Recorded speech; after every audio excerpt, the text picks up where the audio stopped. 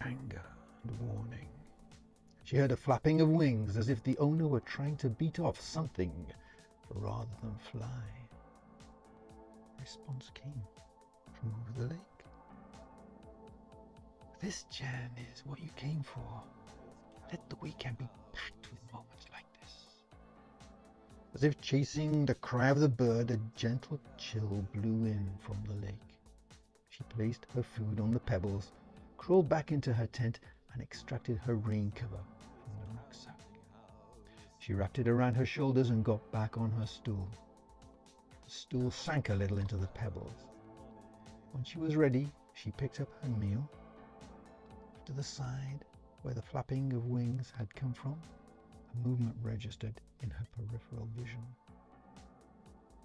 A white wading bird strutted tentatively into the lake, then dove beneath the surface. Ripples caught the last of the day's light. For the Jedi also, it is time to eat, she thought. She waited long seconds, hoping to see the bird break the surface, perhaps with a fish flapping in its bill. It didn't happen. Neither did she hear a sound to suggest the bird had broken the lake's surface. Must have happened further along behind the tree line, she thought. Eventually she lost interest. Tranquility edged back. It's ironic, the beauty of moments of serenity is that they come to an end, she thought. And then she noticed the boat had disappeared. Strange. It sure moves fast. Definitely would have heard it if it had a motor. Must be strong rowers. She toyed with the idea of moving down to the water's edge to check where it had gone, but the thought of crunching in the shingle deterred her. Just enjoy what peace there may be in silence. When all the light had drained from the sky and she had sipped every last drop of pleasure from the quiet, she reached in her pocket, pulled out a tiny flashlight, pushed the 2 empty cans halfway into the shingle so she wouldn't forget them the next morning, picked up her stool and now cooled stove, and crawled back inside the tent, zipping it behind her. She shimmied inside her sleeping bag and turned off the flashlight. She had no intention of reading.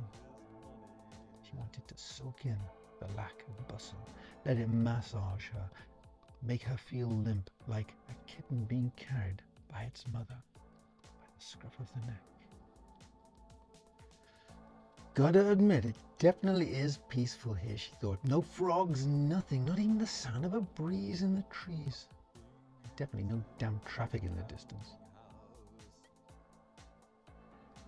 As if mocking her, something similar to the whack of a fox came from the forest on the other side of the trail, and its echo several seconds later from the lake.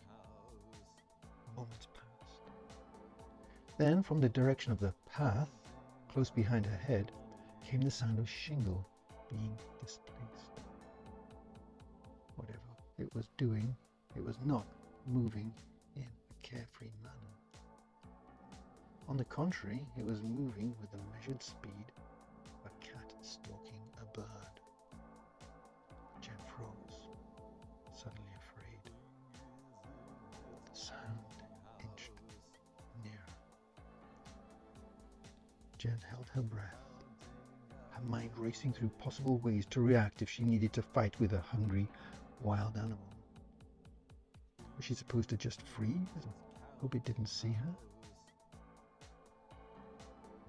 The scraping of shingle grew louder, then receded in the direction of the lake before falling silent. Let's need a drink of water. She waited for the sound of the return journey. Or are they paw steps? Hooves make a clatter. What sound do paws make? They pad, don't they? such sound occurred. She heard water lap up onto the shingle, and then the silence resumed.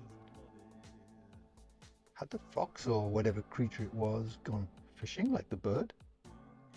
Was she slap bang in the middle of some migration path of creatures that came down to the lake to go hunting at night? She turned onto her side and put her hand under her cheek. Maybe this wasn't going to be the peaceful weekend she needed after all. Maybe she'd be glad to get the hell home. And maybe that's what happened to the Marie Celeste camper, she thought. Maybe they got scared, too scared to even bother with their stuff, and just got out of Dodge. Maybe the silence got to them. A woman's peace and quiet is another woman's hell. Where's that fox, though? She decided to wait for it to emerge from the water before allowing herself to go to sleep. If she dropped off and then it returned with a great noise, it would wake her up and would make it difficult for her to get back to sleep. It took Jen a moment to register where she was, and then she groaned with dismay. She drifted off after all. She didn't want to know what time it was. She didn't care. She had been putting in 120% at work for several weeks, and now the project had been signed off. She was determined to just laze for the weekend. Hiking around a lake could be termed lazing. She lay for around 20 seconds, groggy but brain alert, and random thoughts popping to the surface uncontrollably. Like those bubbles earlier. We need our own Loch Nessie. Best of luck with that. Can't blame him for trying. Glad I invested in a self-inflatable ground sheet. I bet the stars are spectacular. Nope, not getting out of bed. You need a little Billie Eilish ballad, or Enya, or binaural beats. If I move, I'll be wide awake. Come on, the stars. It'll be like some celestial eider down. What if it's cloudy tomorrow night? It's warm here, though. And what if that cold comes in from the lake, turns you crazy? Or what if that fox is lurking about, ready to attack you?